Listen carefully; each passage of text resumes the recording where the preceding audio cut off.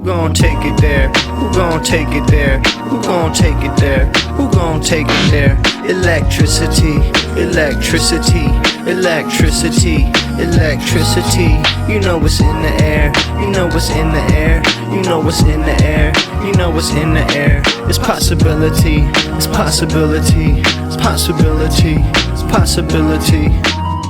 All right, so Joe Rogan had on Rand Paul on his podcast, and this is where he addressed not only the recent Venezuela stuff with Trump, but also the ICE shooting that happened of Renee Nicole Good. And Joe Rogan is really effective at just waffling these days. That's really all he does, especially when it gets dicey. He seems to want to avoid taking strong stances on these things while also equating different things that are not equal in terms of the veracity of the information. So that's really on display here, and that's all I want to show you. Frankly, his comments about Renee Nicole Good and the ICE situation are not that interesting. That has really taken up the public conversation since the Venezuela thing, and that's for good reason. I'm glad, frankly, that this explosion of anger towards ICE is happening. It's deserved. This was inevitable, and it is a direct result of Trump's policy, the rhetoric of people like Joe Rogan. So that's really what I want to get to. We'll get to all that in the end here. But this is Joe Rogan bringing up the accusations of fraud in Minnesota on these daycares, the accusation that they've been embezzling billions of dollars through daycares that came from a YouTube video from some right-wing kid. And this is a good example, not only of Joe Rogan kind of accidentally fact-checking himself, and honestly, Jamie doing a better job of that than he has in the recent past, but also how these type of stories get inflated and what it looks like when you really look into the details of these type of false crises that the right wing likes to create. So check out that first clip here. One of the things I want to talk to you about is what's going on in this country right now. Well, one of the big things that's in the news is this whole Minnesota thing. Particularly, well, there's a lot of things to cover, but particularly fraud. And that they're uncovering a lot of fraud, that it seems like not only was there a lot of fraud, but a lot of these people that were getting a lot of money from this fraud were donating to politicians. There's, I believe, $35 million by daycares was donated to Democrats in Minnesota last year. Is that an accurate number? Let's find out. It's extraordinary. That's one of the best things for AI. AI will give you good information. I saw a good. No evidence Minnesota daycares gave millions to political campaigns. What is this, Yahoo News? Yeah. I don't believe that. So, I don't believe they haven't given any money. This is where I got it from. Okay, the figure appears to come from a viral social media post, widely shared video alleging that the daycares... So here's the problem with this. If this fraud is as widespread as it is, you're going to get a lot of people that are covering their tracks right now. Right. And so one of the ways to cover the tracks is to debunk things and to post stories. And I don't think we really know how much money is missing. Federal officials say that TSA flagged nearly $700 million in cash and luggage leaving Minneapolis, St. Paul Airport. So if you have more than $10,000, the law says you have to check a box. And I think these people voluntarily checked a box. So they're looking through data, TSA forms. They just added them all up. So I think it's real. So, but this is the same thing. This is this one weird website that we found the other day, Just the News. So this website, Just the News, published a report saying, a report recently that revealed Transportation Security Administration has flagged approximately $700 million in declared U.S. cash. But the question is, like, where is Just the News getting this information from? I think from TSA. But why is it one weird right-wing website that is reporting this that everybody refers to when they're talking about the because number nobody's been looking? John fraud? Solomon is a good researcher. Yeah, so they're discussing this issue of fraud in Minnesota and how that ties in with the larger immigration operation that is happening in Minnesota. So all of this is very important to understand because it gets into the misinformation of it, as well as the boots on the ground first, ask questions later type of approach of the Trump administration, but also this fraud stuff is a major story. It was a major fraud scheme that was happening in Minnesota that definitely hurts the reputation of that social safety net program that they had, at least at the time. Another interesting aspect of it is that it all spawns from an investigation that started during Biden's administration under Merrick Garland. That's when the Feeding Our Future nonprofit was beginning to be prosecuted. And so a decent amount of them are Somali American, but also most of them are citizens as well. And that was something that Mayor Fry said, the mayor of Minneapolis, that's what these ICE agents are finding when they're going to Minnesota and Minneapolis to look for these immigrants, is that the Somali Americans that they're finding are citizens. And so those are not the people who are getting grabbed up and deported, although I'm sure it's happening, or a certain amount of disappearing is happening to plenty of them. So that's the pretext for this series of brutal raids that's happening in Minnesota. They're going to door, knocking people's doors in. And the part where misinformation comes into this, and you see it on display here, is it gets tied to this larger idea of these people are donating, he said like 35 billion or something, to Democratic politicians, which just turns out to be completely not true. And there is a certain amount of political pressure that is associated with these fraud schemes, so that's an aspect of it as well. But what happens is that gets inflated into this idea that this is a systematic scheme to elect Democrats throughout the country. But it's genuinely a pretext for a major investigation. What it's not a pretext for is the type of kidnappings that they've been doing in Minnesota, because really that's not tied to any investigation or anything like that. They just essentially used this YouTube video about this subject and used that as an excuse to send all these agents to Minnesota and essentially cause chaos. And so this next part of the conversation is when Joe and Rand Paul get into the actual shooting that happened, and Joe gives his opinion on that. And this is where he really is just completely waffling and doesn't have very much insight about it, and seems to be wanting to be somewhat empathetic. But the thing about Joe that's even a little bit different from what Tim Dillon had to say about this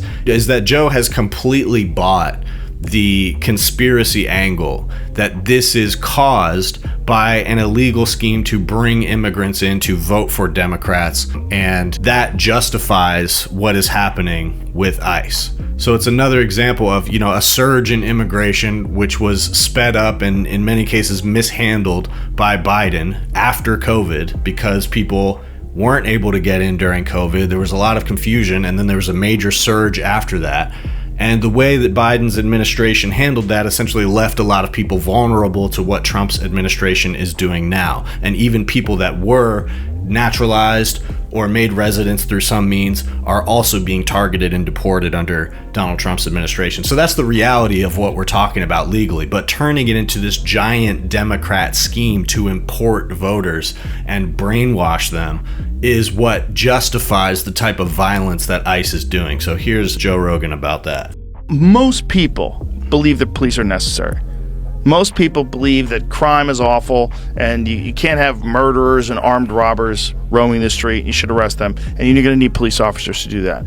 But those same people that believe that might also believe that once someone is here, they should be able to stay in this country, and ICE is operating illegally, and we shouldn't have militarized groups of people roaming the streets, just showing up with masks on, snatching people up, some of them U.S. citizens, and shipping them to countries they didn't even come from. So that's why they have to wear a mask. If you want them to do that job, if you want them to be able to deport 500,000 people over a year, which is a lot of people, if that's the real number, they're going to be, their life's going to be at stake. Yeah. It's complicated, obviously, but it's also very ugly to watch someone shoot a U.S. citizen, especially a woman, in the face. Right. Where it's like, I'm not that guy. I don't know what he thought. And again, this is a guy who had almost been run over, but it just looked horrific to me. When people say it's justifiable because the car hit him, it seemed like she was kind of turning the car away. It seemed like she was out of her fucking mind to begin with. That lady seemed crazy, right? And didn't she move there specifically to get involved in all this? Yeah, I don't know. She didn't seem mentally healthy, but does that mean she should be shot in the head? Is there no other way to handle this? But and then you got these people that are showing up at these ICE people and they're blocking traffic, and she was one of them that was doing those kind of things where they think they're an activist and they're an agitator. Right. I see the perspective of the people that say, hey, there was an illegal program moving people in here to get votes, moving people in here to get congressional seats, and we've got to change that. We've got to take those people that got in and send them back to where they came from or do something, because if we don't, they're going to keep doing it if they get in office again in 2028, and it's going to accelerate. And you're going to have to take away some of the damage that's been done to a true democratic system, because you've kind of hijacked it, and they kind of have. And then I can also see the point of view of the people that say, yeah, but you don't want militarized people in the streets just roaming around, snatching people up, many of which turn out to actually be U.S. citizens that just don't have their papers on them. Are we really going to be the Gestapo? Where's your papers? Is that what we've come to? So yes, that is what we've come to. It's been that way for a long time. This is really how it was from the beginning, and also during the first Trump administration. But in order to have seen that, you would have had to take what people were seeing on the ground during the 2020 uprisings, protests, and in some cases riots when the George Floyd murder happened.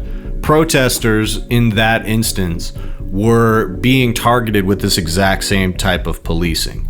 And to a certain extent, ICE was also doing the same type of stuff that they are doing now, but they were less integrated with these like street gangs and Proud Boy types that Trump has hired into the federal government to carry out these raids now.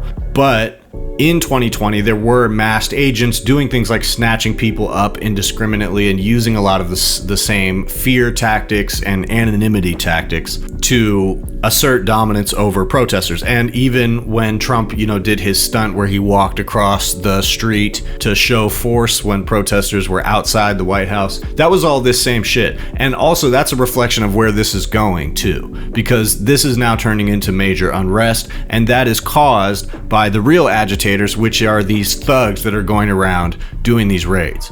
That is who is causing and agitating the violence in Minnesota and committing the violence in Minnesota. No matter what you want to say about this woman, she did nothing violent. And so to call her a member of the community, an agitator, and not the masked federal thugs who are coming into the city and doing these raids, these violent raids, treating people like this when they're not doing anything to obstruct police work. I mean, Joe Rogan's sitting here talking to a famous libertarian here, supposed to be opposed to the federal government sending mass thugs into cities to just beat people up and shoot them in the face.